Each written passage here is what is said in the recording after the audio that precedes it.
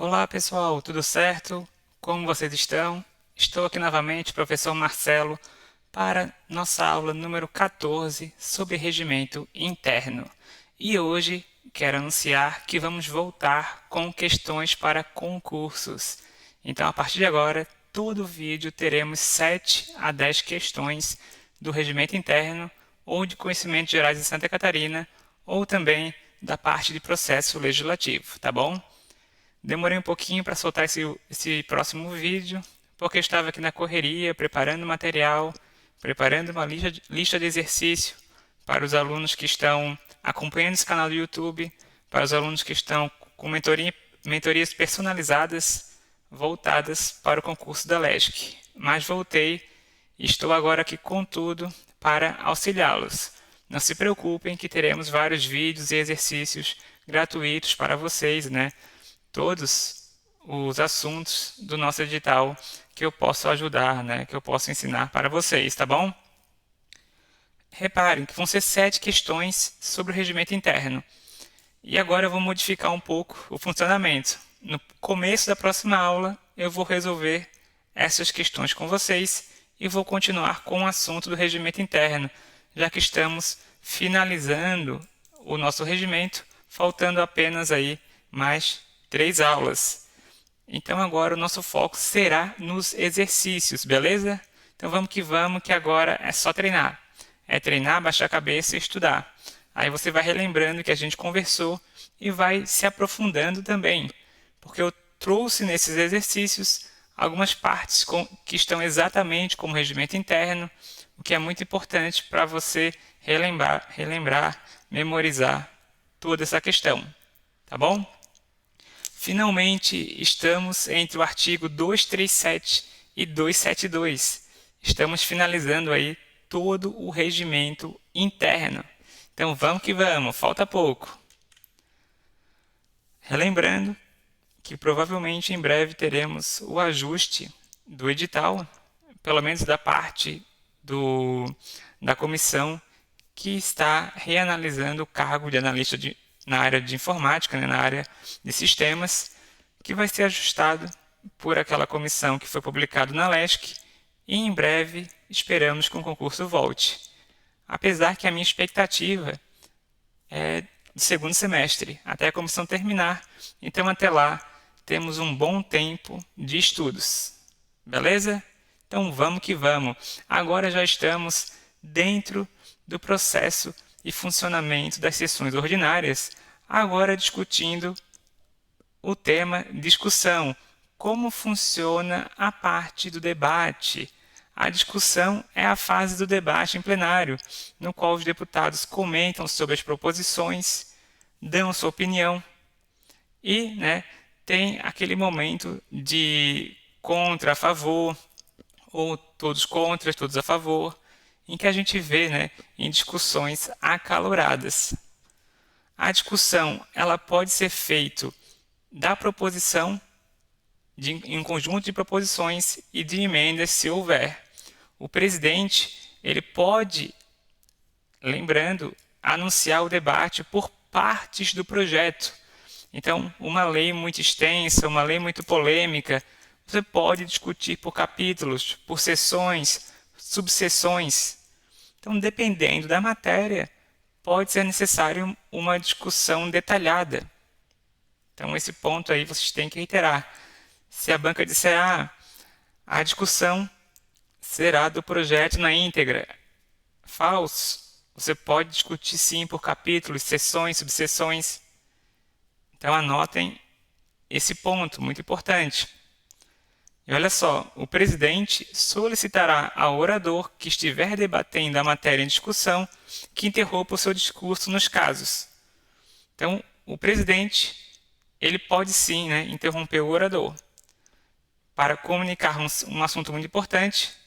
No caso da recepção ao chefe do poder executivo, né, em caso de necessário reconhecimento pelo plenário, e no caso de tumulto, né, que seja necessário suspender ou encerrar a sessão. Quem tem a palavra sempre tem a prioridade em quase todos os sentidos, a menos que o presidente ache necessário ou que o presidente autorize, né, essa mudança. Isso é muito importante. Além disso, os deputados que desejarem discutir proposição, eles podem se inscrever junto à mesa. Então, a mesa vai receber as inscrições dos deputados. Então, por exemplo, tem um projeto de lei para discutir segurança nas escolas. Os deputados antecipadamente podem ir na mesa, né, conversar e pedir a inscrição para falar sobre o tema. E também é possível que depois, né, que comece a discussão, um deputado peça a sua inscrição. Então, existe essa possibilidade. Gravem isso também. É possível, depois que a discussão já começou, então já tem um deputado falando, que você solicite até a mesa a inscrição para fala. Outro ponto importante, que quando 2 ou mais deputados pedirem a palavra, nós temos uma ordem. Então, o primeiro a falar, né, é o autor da proposição. Depois, o relator do projeto na comissão. Depois, o autor de voto em separado, o autor da emenda, o deputado contrário à matéria e, por último, o deputado favorável. Então, nós temos toda uma sequência. O autor da proposição, o relator, o autor do voto em separado, que está se discutindo, o autor da emenda, que está discutindo um projeto ou uma proposição, o deputado contrário à matéria que está discutindo e, por último, só quem é favorável. Então, existe uma ordem e uma sequência que deve se seguir. Dificilmente, na minha percepção, vão cobrar nessa sequência, mas é importante você entender que o último, né, é o deputado favorável que não participou do projeto, né, que não é o responsável por alguma alteração.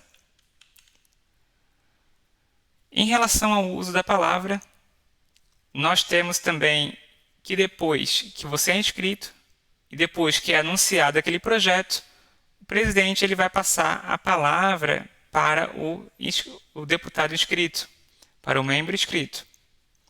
Além disso, o regimento interno, né, ele determina só poderá falar uma vez e por 10 minutos na discussão de qualquer proposição, podendo o prazo ser prorrogado uma vez pelo mesmo tempo para o autor e o relator.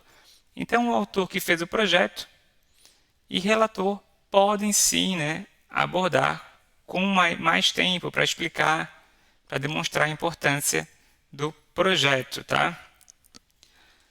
Importante, olha só, a prorrogação desse artigo aqui só poderá ser requerida quando o autor ou relator ainda se encontrar na tribuna.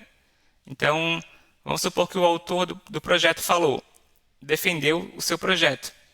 Depois foi um deputado contrário comentar sobre o projeto. Esse autor da proposição não pode solicitar essa prorrogação. Entenderam?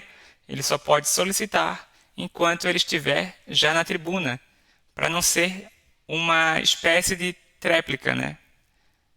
Ou uma réplica. Entenderam? Então, somente para continuar no momento em que ele já está falando. Além disso, um outro ponto que o deputado que usar a palavra, ele não pode desviar do assunto e falar sobre algo que já foi discutido, que já foi votado.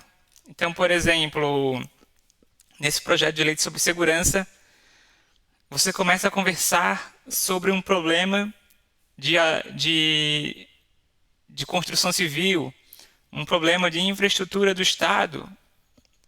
Você está fugindo do assunto, o presidente pode interromper e solicitar que você continue de forma adequada, seguindo o regimento interno. Você pode até ser multado o microfone, se o presidente assim solicitar.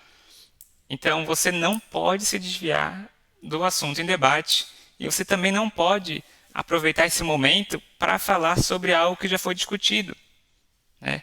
Isso você pode até talvez pedir uma explicação pessoal, se tiver aí o seu interesse, mas você não pode utilizar um momento para a discussão de um projeto para comentar sobre algo que já foi votado, uma emenda que já foi votada desse projeto, ou desviar desse assunto. Isso é muito comum, né? Esses tipos de... Os deputados, às vezes, eles deixam escapar e começam a abordar outro assunto. E faz parte do presidente controlar, né, esse momento. Um outro ponto interessante do regimento interno é o à parte. O que é o à parte? Interrupção breve do orador para indagação ou esclarecimento relativo à proposição em debate. O deputado só poderá apartear o orador se ele lhe solicitar e obtiver permissão, devendo permanecer de pé ao fazê-lo. Então, lembrando o que eu comentei, o orador é quem tem a preferência. Mas, se um deputado solicita permissão para falar, solicita permissão para me defender em relação a esse ponto do projeto, então imagina que o deputado contrário está lá, né, comentando sobre o projeto. E um dos deputados levanta e solicita informação para indagação e defender esse projeto. Gostaria de esclarecer uma parte que o senhor está falando, como sou o autor do projeto. Então essa é a ideia. Pode sim existir a possibilidade de você solicitar, desde que quem esteja falando solicitou o tempo, conceda essa permissão. Outro ponto. Quem não é permitido fazer essa parte? Você não pode interromper a palavra do presidente. Você não pode, né, começar a falar enquanto está sendo feito o discurso. Você também não pode interromper, né, no caso de encaminhamento de votação. Então, por exemplo, os líderes de bancada estão encaminhando a votação e você quer fazer uma parte. Então, você quer fazer a breve interrupção. E você não pode fazer uma parte quando o orador declarar que não o permite. Se vocês assistirem uma sessão, isso é bem comum, né? No caso daquelas discussões mais acaloradas. E quando o orador estiver suscitando questão de ordem ou falando para reclamação, então também não é permitido, né? Então, quando o orador estiver se sentindo aí prejudicado, não estiver conseguindo falar, ele vai solicitar. E por isso, né, que muitas vezes o deputado ele acaba quebrando o decoro, né? Quebrando a ordem quando ele começa a se intrometer sem a autorização do orador. Esse é um ponto interessante que a gente observa em algumas discussões na plenária. Adiantamento da discussão. Olha que interessante. Antes de iniciar a discussão de uma proposição, será permitido seu adiamento por prazo não superior a 10 sessões ordinárias. Desde que, então, é possível, tá, adiar a discussão. Quando que eles fazem isso? Normalmente quando é um projeto de lei que eles acham que não vão conseguir ter a votação necessária. Então eu preciso de vamos supor, 2/3 para votar uma emenda à Constituição e não tenho esse quórum no momento, né? Eu não tenho. Então eu vou solicitar o adiamento antes de iniciar a discussão. Então eu posso pedir, tá, esse adiamento desde que não tenha começado a discussão, por até 10 sessões ordinárias, que é um bom prazo aí, né? É claro, quem pode pedir é o líder, o autor do projeto ou o relator, e desde que aprovado pelo plenário. O que não é permitido? Não é permitido esse adiamento nos casos de regime de urgência ou prioridade.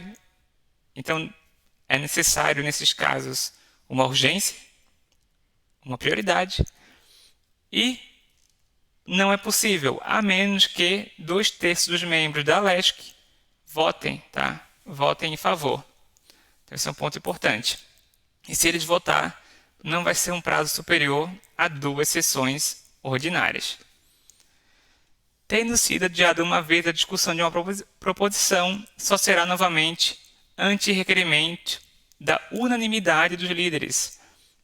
Então, gravem aí. Você pode pedir, então, adiamento de uma discussão por até 10 sessões ordinárias.